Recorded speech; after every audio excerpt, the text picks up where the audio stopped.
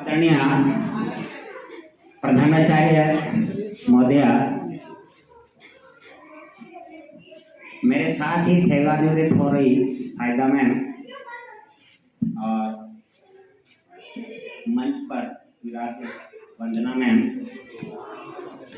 मेरे गांव से मेरे रिश्तेदार और फायदा मैडम के परिवारजन जो यहाँ आए हैं और मेरे विद्वान साथियों, पहली बात तो यह है कि यहाँ से जो भी विदा होते हैं वो रोते हैं, तो मैं तो रोता नहीं।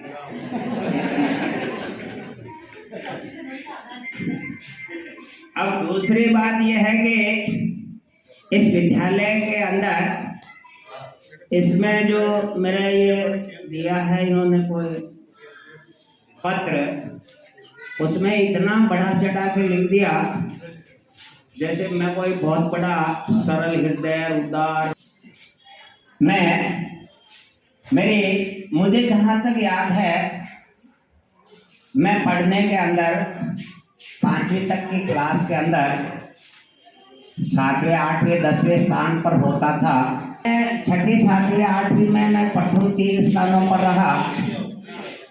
9वीं 10वीं तक आते आते अजमेर ब्यावर किसानगढ़ नसराबाद के बीच में हम केवल 2 फर्स्ट डिवीजन थे, इसके अलावा नहीं थे कोई।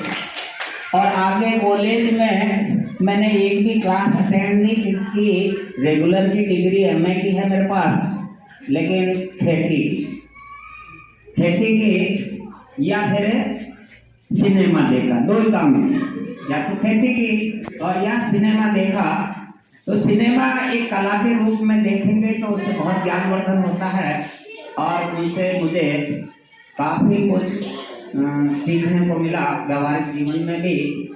और मैंने वृक्षावास स्कूल की जो लाइब्रेरी है उसको मैंने खूब चाटा, मतलब पढ़ाई की उसका, क्योंकि वो उसके इंचार्ज मेरे पापा जी ही थे। वहाँ वरिष्ठ अध्यापक नौकरी करते थे और लाइब्रेरियन का पद नहीं था, इसलिए चाबी वो मेरे पास ही रहती थी। और इतिहास पढ़ने का मुझे शौक उस 9वीं क्लास में ही सब्जेक्ट इतिहास था। और मैंने मुगलों का इतिहास, सल्तनत काल का इतिहास, मराठों का इतिहास, जाटों का इतिहास और प्राचीन भारत का इतिहास और आधुनिक इतिहास, और फिर वो राजपूताने का इतिहास और कर्नल टोड का इतिहास और मजूमदार का इतिहास, वो सब पढ़ डाले। साथ ही हिंदी में प्रेमचंद की जितनी भी कहानियां की पुस्तकें मिली, जयशंकर की मिली, जितनी भी मिली, मैंने वो पढ़ाई की। ये मेरे एजुकेशन की स्थिति है। अब मैंने उसके बाद में मैंने खेती प्रारंभ कर दी। खेती में भी अच्छी इनकम हो रही थी उस समय। मेरे पापा की साल भर की सैलरी करीब 60-70 हजार होती थी और मैं खेती में उनसे दुगना पैदा कर लेता था उस दौर में। तो अच्छा लग रहा था और बड़े स्वाभिमान के साथ में मैंने बैल से हल चलाने से लगाकर चड़स चलाने से लगाकर वो सारे कार्य किए। अमूमन उस खेती में भी विशेषज्ञता थी। और एक घटना से आप समझ सकते हैं कि हमारे गांव में एक अमरत्या कुआं खुद रहा था। उसमें जो पत्थर निकालते हैं उसे हम कोड़ी कहते हैं, उसके जो निकालने का रस्सा होता है उसे हम लाव बोलते हैं। तो वो छोटा पड़ गया था, उसके आगे और एक टुकड़ा जोड़ना था। अब वो जोड़ इस प्रकार हो कि वो उस गिरनी पर, जिसे हम भूण कहते हैं, उस पे से वो आ जा सके। वहाँ उम्र में मेरे से काफी बड़े 15 आदमी मौजूद हो गए, पर वो नहीं कर पाए। और फिर मैं वहां से निकल रहा था तो मुझे बुलाया गया और मैंने वो जो छोड़ है जिसे हम गोवा कहते हैं वो मैंने दिया। सब हथप्रत थे, लेकिन मैंने बहुत बारीकी से खेती और खेती से संबंधित सारी वो उस समय की बारीकियों को समझा और उसे किया भी। खेती में मैं कभी आलसी नहीं रहा। हल चलाने के समय स्थिति सब लोग छोड़ देते हल, लेकिन मेरे बैलों के पांव जलने लग जाते मिट्टी से, तब जाके मैं छोड़ता था। आखिर में अभी जो विकास चौधरी किशनगढ़ से जो विधायक बने हैं, उसके पापा जी मेरे साथी रहे हैं, मैं पार्टनर। तो उन्होंने एक दिन फोन किया कि विश्राम जी आपकी आईक्यू बहुत अच्छी है, जनरल नॉलेज भी बहुत अच्छी है, और मेरे कहने से आप एक अध्यापक की पात्रता परीक्षा निकली है, उसमें आप बैठ जाए। मैंने कहा यार रामचंद्र जी, अब खेती में रंग गए हैं, अब पढ़ाई से दूर दूर का कोई नाता नहीं है हमारा। तो उन्होंने जिद की। लास्ट दिन आज जो हमारे काका जी आए हुए हैं, उन्हीं से ही वो राशि लेकर मैंने लास्ट दिन वो आवेदन किया। और मैं खुद आश्चर्यचकित हूँ कि बिना पढ़ाई के ही राजस्थान के 20% जिन्हें इच्छित स्थान लेने का अधिकार राजस्थान सरकार ने दिया था, मैं उसमें से सौभाग्यशाली रहा। और उसके बाद मैंने जोधपुर विश्वविद्यालय से बीएड की डिग्री हासिल की, और फिर जब भी वैकेंसी निकले उसके लिए आवेदन भी किया, लेकिन थोड़ा और खेती का कार्य अभी शेष था। इस बीच में मैंने नया कुआं खोदा, और जो खेती मेरे पापा जी ने काफी क्रय की, लगभग 100 बीघा क्रय की थी, उस जमीन को सुधारने का कार्य उस अवधि में मैं आसानी से, मैं और मेरे भाइयों के साथ में मिलकर हमने उनको बहुत अच्छे से कर लिया। अगर मैं जल्दी नौकरी लग जाता तो हो सकता है वो नहीं खुद पाते, वो खेती का कार्य रह जाता आज तक। लेकिन जो भगवान करता है सो देरी में भी अच्छाई छिपी होती है, इसलिए वो काम भी मेरा हो गया। उसके बाद बबाईचा मेरे एक कार्यक्रम हुए थे। ताल्लुक इस बात का होगा कि मैं वहाँ पे एक पहले अध्यापिका थी, नाम भी है उनका पद्मावती भटनागर, और मैं दूसरा। लेकिन हमारे विद्यालय में एक भी बच्चा नहीं था। हम दोनों सरकारी तनख्वाह पर जीने वाले लोग थे, और पढ़ाने के लिए हमारे पास में बच्चे नहीं थे। अब वो उन्होंने मेरे को ज्वाइन करते ही उन्होंने मेरे को बेटा बना लिया, और बेटे से संबोधित करनी शुरू कर दी, और कहा कि भाई तू ज्यादा दुख मत पाइए, रोटी नहीं बने तो मैं लिया और वे हमारे माता जी पिपन के माइन में बैठी 2 पारी, और हमारी सुबह की 2 पारी दोनों लिया था।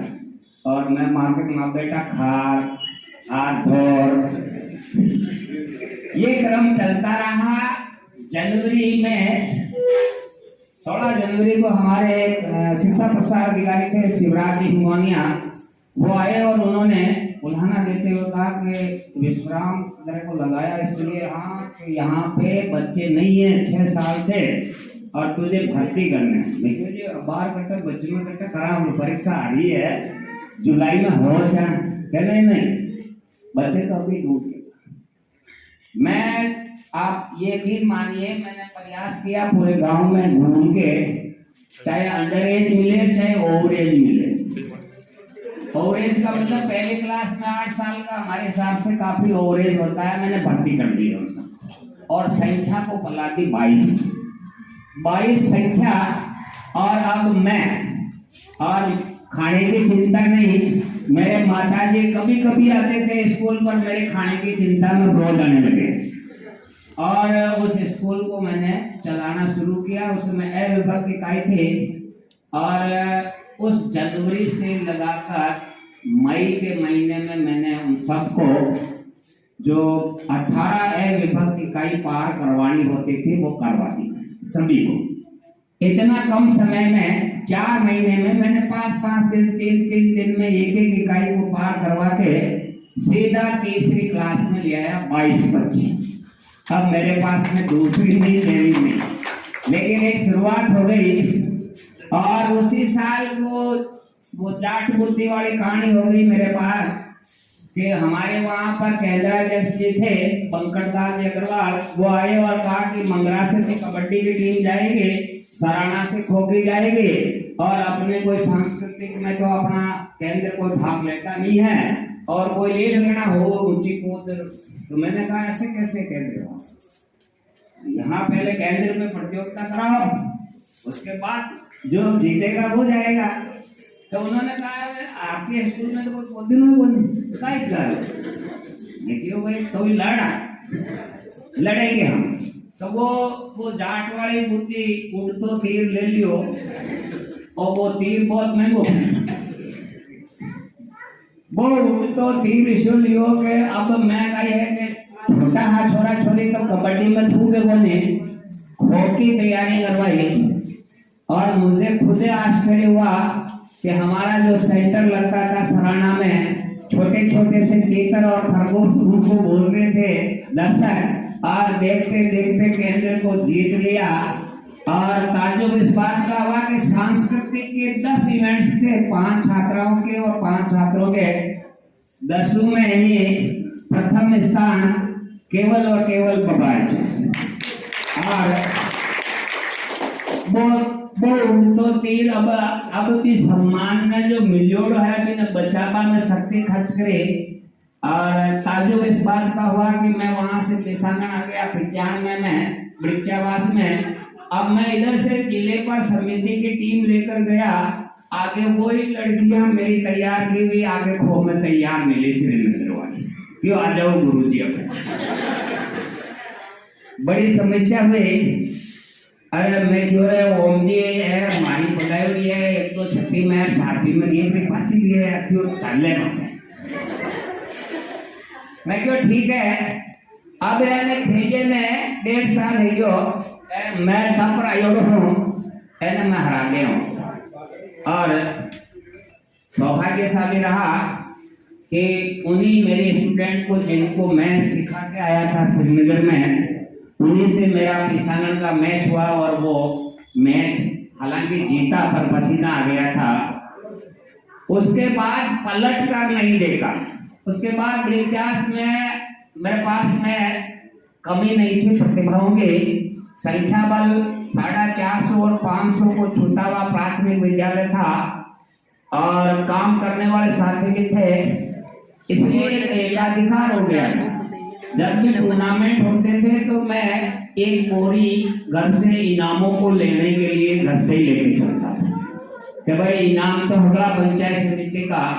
अब भाग एक फर्स्ट में लेवा देवे तो फर्स्ट ही आवाज 2 लेवा देवे तो फर्स्ट सेकंड तो लिया। तो पर वहाँ पेशांगण में भी पंचायत राज में अजय रहा, उसका भी एक किस्सा ऐसा हुआ कि हमारे वहाँ पर एक कबड्डी और खो खो के अतिरिक्त गेम्स जिम्नास्टिक जोड़ दिया। अब पहली बार जिम्नास्टिक, अब मैं क्यों दिया तो बाबरा गांव के एक व्यक्ति थे शारीरिक शिक्षक जो पहले ब्रिजदास में थे, वो नेशनल जिम्नास्ट थे, और डूमाड़ा में वो मिर्चावा से डूमाड़ा आ गए थे और रहते मेरे गांव में थे और अप डाउन करते थे।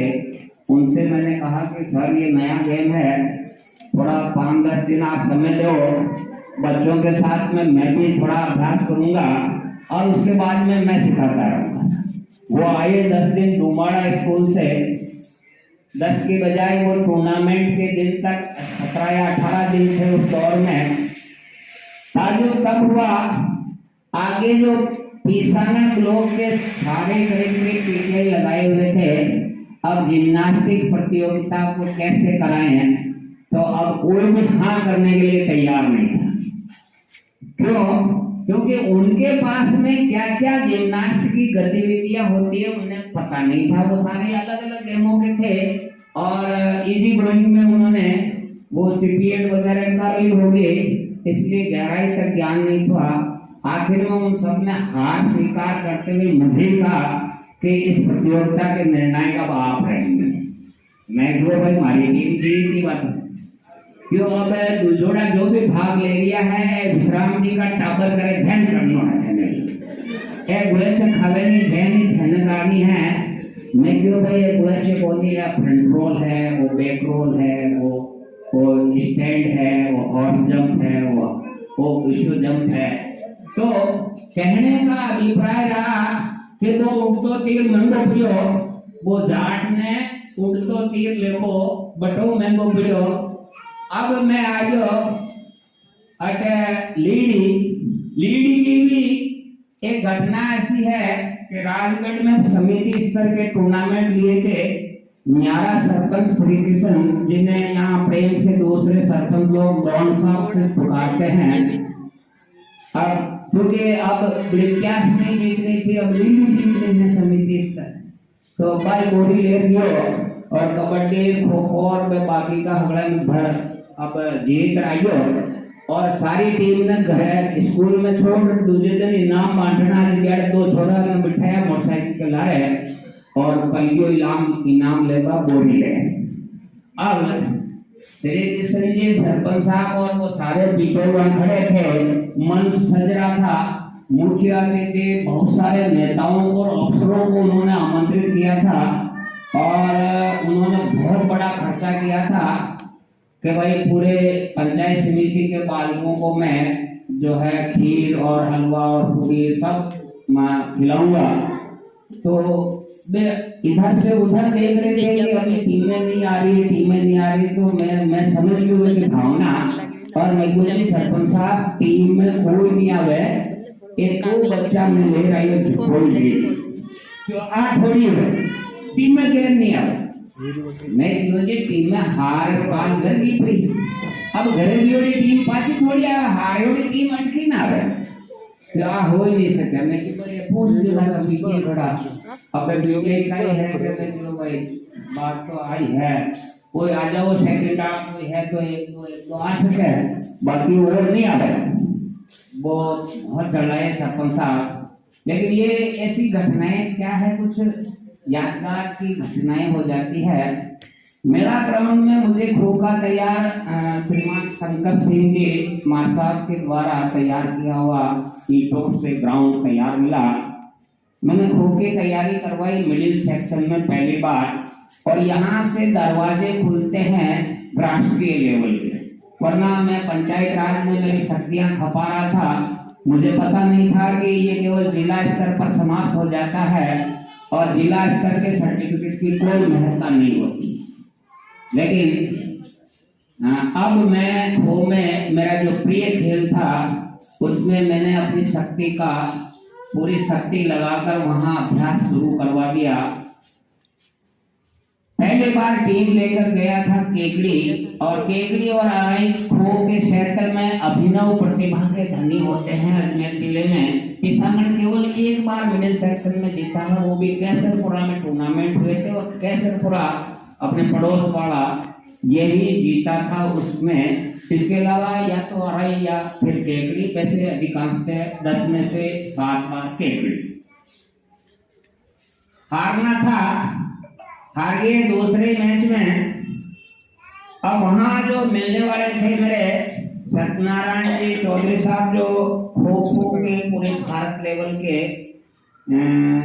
कोच हैं, उन्होंने कहा देखो विश्राम जी आप ये केकड़ी वाले हम जीतने देंगे।